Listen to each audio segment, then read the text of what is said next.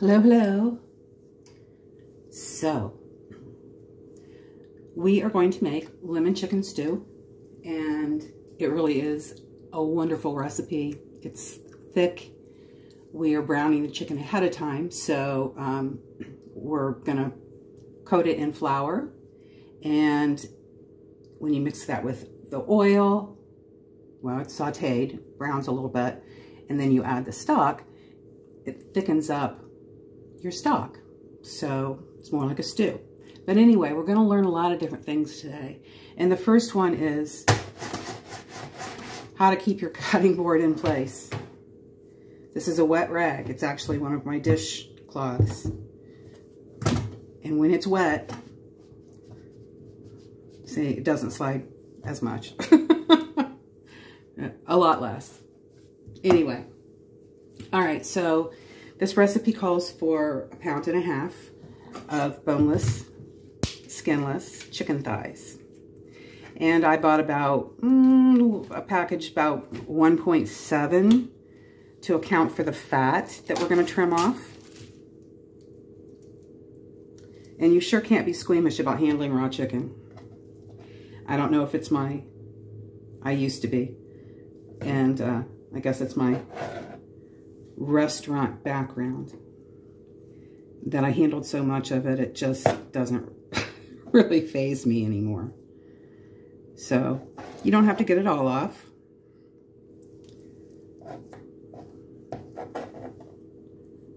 But we don't want to leave all of that on either. Plus, it's just not that pleasant to bite into a chunk of chicken and get a mouthful of fat.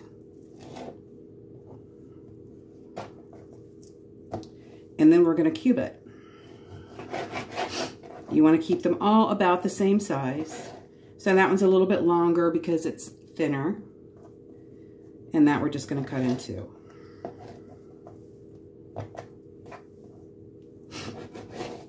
This is something you'll get better at with practice. And it's not life or death if there's pieces that are different sizes. So don't worry, don't freak out. And we're just gonna go through all of the chicken thighs. But I'm gonna do that off camera. I just wanted you to see the general idea of it. Now, and this is my plastic cutting board. It's what I cut meat on. And although, you know, bamboo has natural antibacterial properties to it, I just prefer to keep my bamboo cutting board for vegetables. And then because I use a lot of garlic and onion, I have a separate one for fruit. You really can't wash out the taste of garlic in particular, and onion too. So I just keep it separate. All right, so we're going to go on to the next step. Okay, we are back. This is the flour mix, and you can use whatever flours you want. I used to use rice flour, but we'll talk about rice in a little bit. I don't like to eat too much of it because it's got arsenic from groundwater. And again, we'll talk about it later. So I'm doing about 3/4 cup. I'm going to create this from 3 different flours because I really don't like using white flour. This is coconut flour. And I keep all of my flours in sealed bags in the freezer.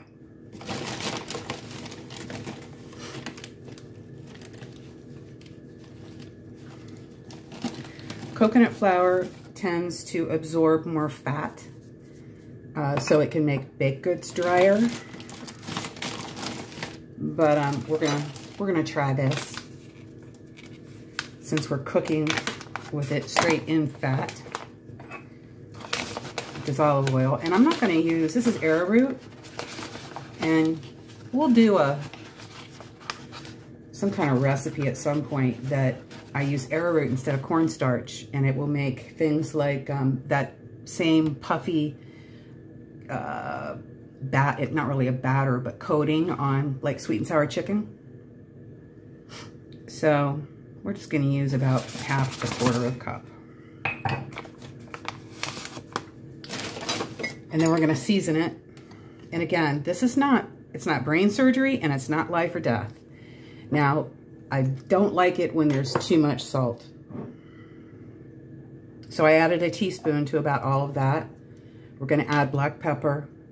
And I'm not a huge pepper fan, so I'd say that's between 1/2 and 3/4.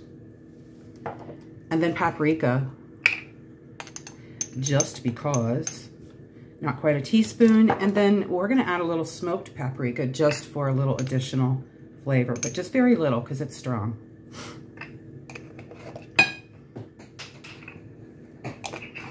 Whoops. All right. Now we're going to mix that up. And anything that we don't use today, I'm going to save in the freezer. The freezer keeps it from spoiling because it will have chicken juices in it. And then next time I need flour to coat something, it's already ready. And you can add to it as you go, you know, as you use it up.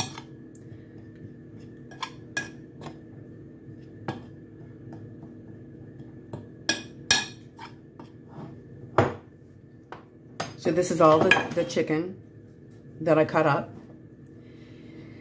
And I'll show you how to coat it. And you can put it in a bag if you'd like. The same bag that you end up freezing it in. And just throw the chicken cubes in. Shake it around, you know, like old-fashioned shake and bake. I think that came out when I was young. So this is what I mean by, you know, it not being important what size. You do want it to be bite-sized. So I am going to cut that piece.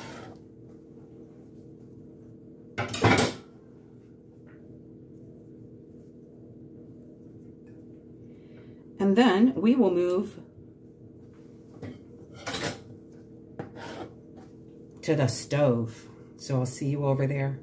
Boy, I didn't cut it very good. It's all okay. We've heated the stock pot to medium. Might not be quite there. We're going to add about 2 tablespoons of oil. I'm using avocado oil because it's high heat. I used to use olive oil, but okay, see how easily that runs, how slick it becomes? Looks thin. It's ready to go. So we're going to throw our first, we're only going to do half of this chicken because we don't want to crowd it. And from that sizzle, could have been a little hotter.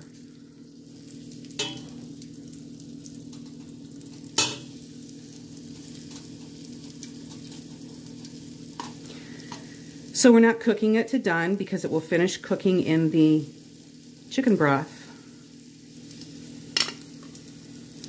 We're just going to cook it on 2 sides. And I may not get a brown on the first side because it wasn't quite hot enough. But again, I'm easy. I don't worry about much with cooking. I mean, certain things. I don't worry about anything. So we're going to let that cook. I'm going to set my timer. And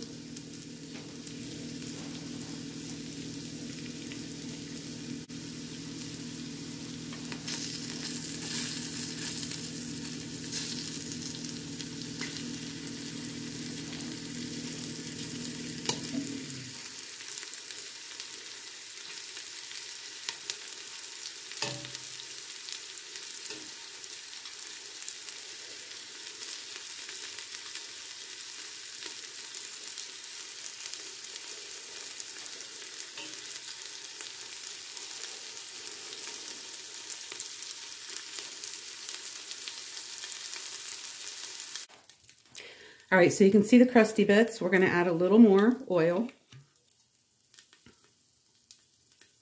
We don't need as much as the first time. And I did turn it down. And when I say turning it down, it's still very close to medium, but just slightly under.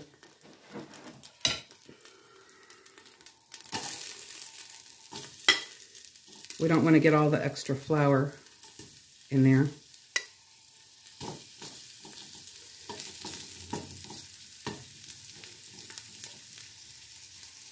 And again, we are not cooking to done. We are just cooking to brown. And this is what it looks like in the bag. So I shook it.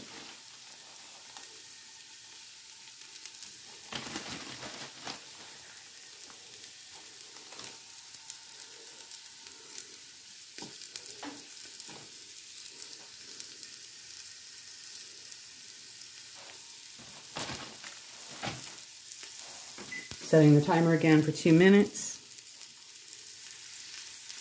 And you can see how much browner the flour has gotten. And we've got at least one more batch.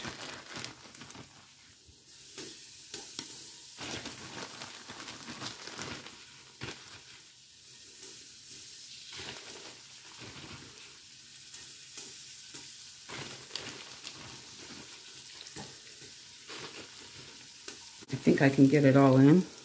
Maybe not.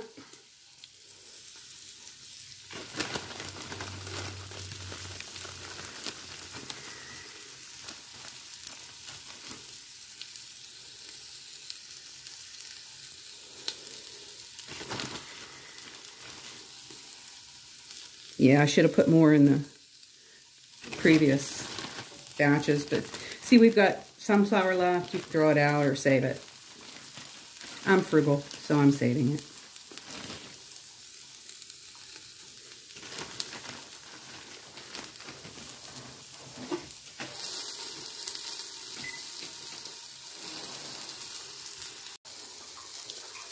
This is the last batch of chicken, and you can see how brown the flour is. Not burned, which is very important. Burn just permeates everything. So if you do happen to burn it, just get your chicken out as soon as possible, wash up your pan, and well, call it, chalk it up to experience, and remember to turn your heat down a little bit the next time. Because there's really not a way. Hopefully you've got more chicken to cook, and you can get these brown bits because it helps thicken up the stew. Rice. All right, I used to cook rice like exactly so that there was no water left in the pan. And then I discovered that there is arsenic in all rice. And in particular, I used to think I was being really healthy by eating brown rice. But the arsenic will stick in the bran, and it's harder to get rid of. So now I switch between white rice and brown rice. And I get them from specific areas. So I will list those areas in the description. And we cook in a lot of excess water. And pour it off. We just cook it until it's tender.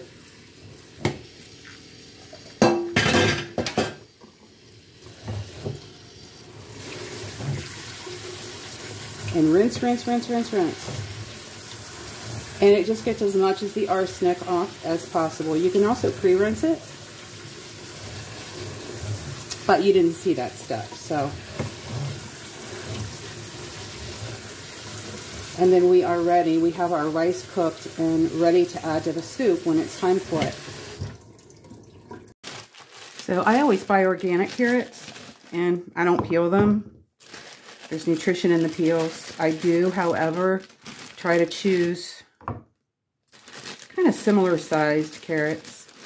And it calls for 4, but this one's very small. So I'm actually going to add a couple more. Now I do wash them, and I showed you my natural scrub brush last time. What is this? I'll do it real quick. You know, if there does happen to be any kind of organism on the carrots, it's going to be obliterated when it gets cooked. Now, I do recommend doing a produce wash for anything you eat raw. There are parasites in the soil, and as unlovely as it is to discuss, you can be infected with parasites from eating raw fruits and vegetables. So the key is to get these slices or cubes all about the same size.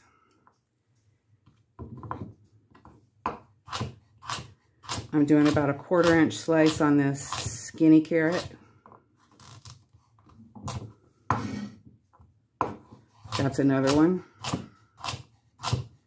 And you see how I'm holding my knife? I'm holding it up on the hilt.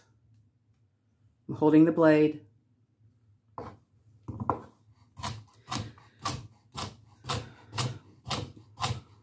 Quarter inch.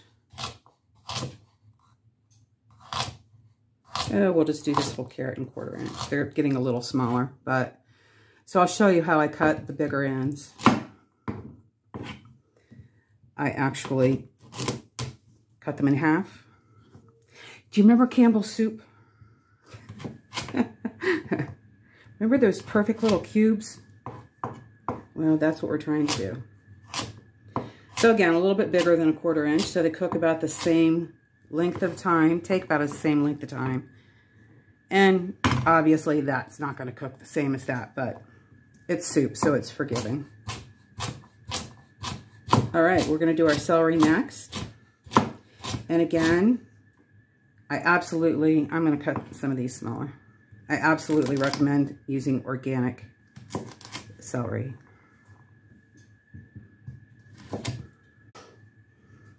This calls for 3 stalks of celery. Again, it's soup, so you can add more. Now, this is not fresh. Like, I didn't just buy this. I don't use a lot of celery, except for in my soups. So, a lot of it went in the... A lot of it was too old to use. And in soups is where you can use leaves that aren't rotten.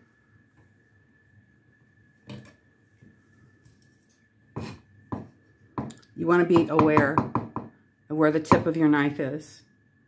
Otherwise it can pop off, slide around, and you could end up with an injury.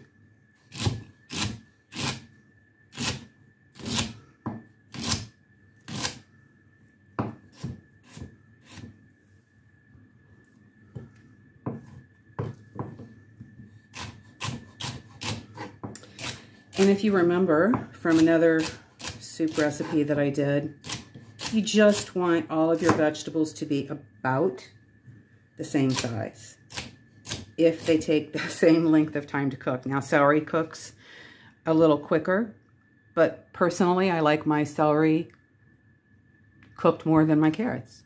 So I don't worry about the size so much. All right, the onion, it's about 1 3/4 cups, and that's probably about what I've got here already ready to go.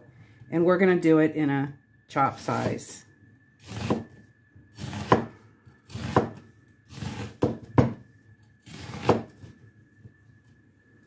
I'm just gonna show you this much.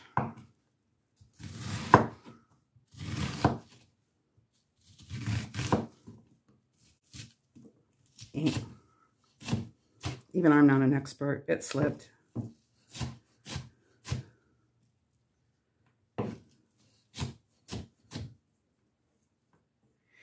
And that's with 30, well, however many years experience cooking.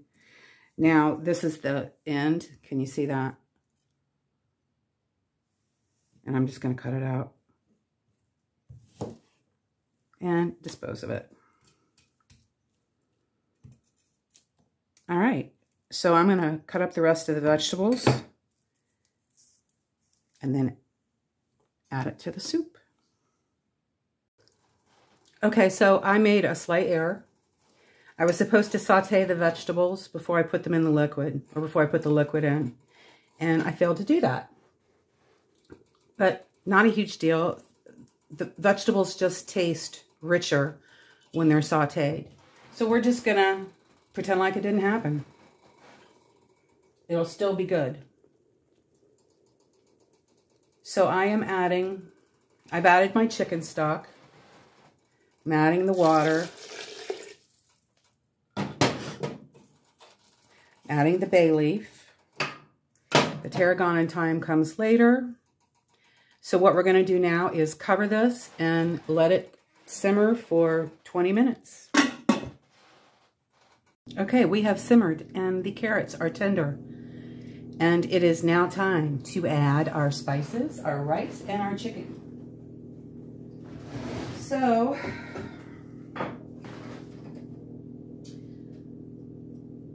teaspoons.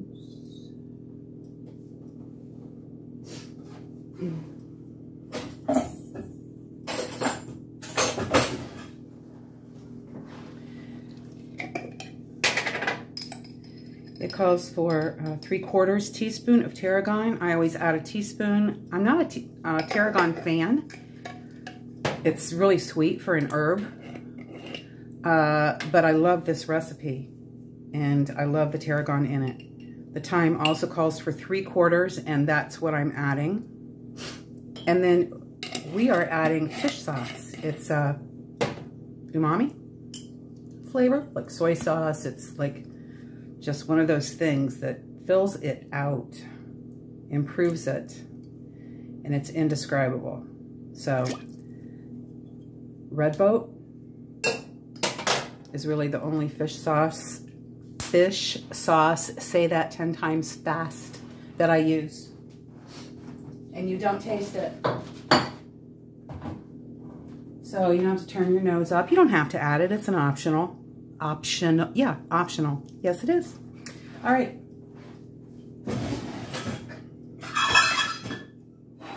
We are adding all of our chicken, and it will continue to cook. And the soup will get a thicker consistency. Gonna add salt and rice.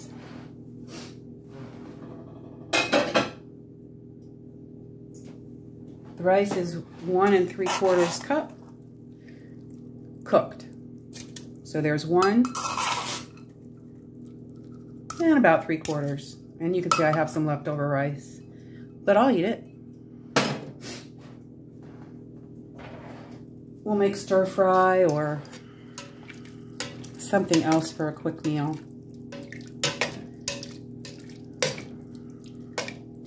This also needs lemon, peas, and parsley. So we're going to let it simmer for a little bit. And we're back. So the soup is pretty much done. It's on really low.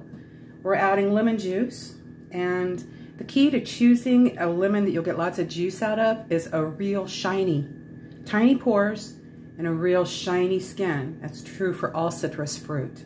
They're sweeter, they have lots of juice.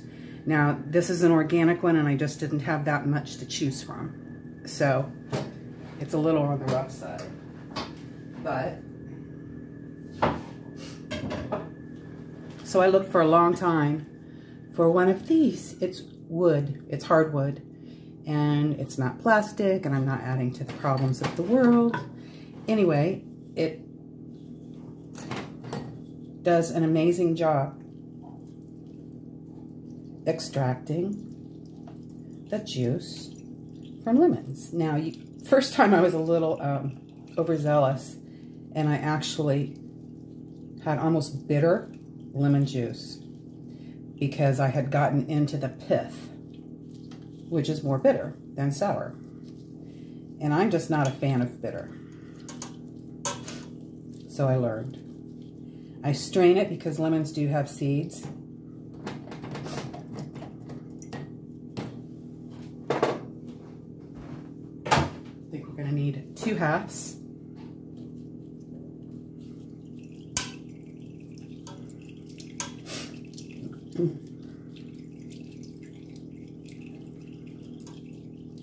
It's got quite a bit of juice in it.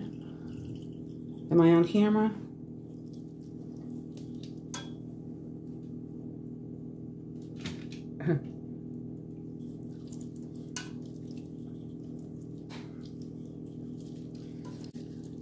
So I chopped the parsley. You just want to do a medium to fine chop. Fresh parsley.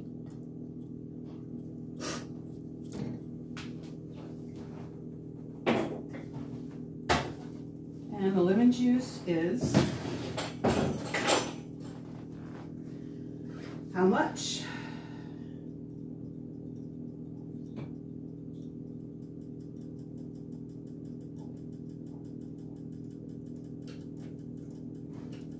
Three tablespoons of lemon juice.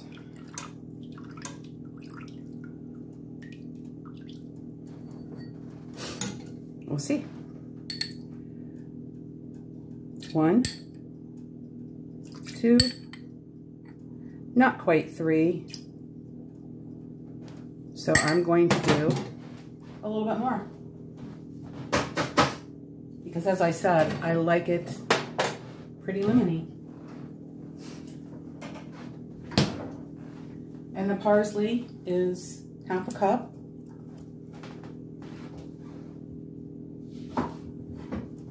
And then we'll add a bag of peas, just the frozen peas. And I add them frozen at the end, so it helps cool the soup. So you don't have to worry about bacteria growing. And, you know, when I worked at the restaurant, we made 5 gallons of soup at a time, or 10. And we had to put it over an ice bath and stir and stir and stir and stir and stir till it came down to temperature. So I'm just going to add that.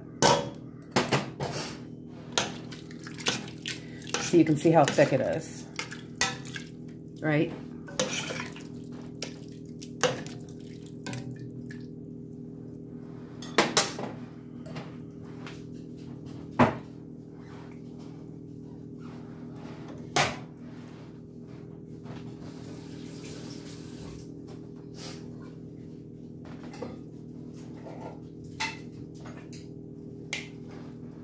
Salt.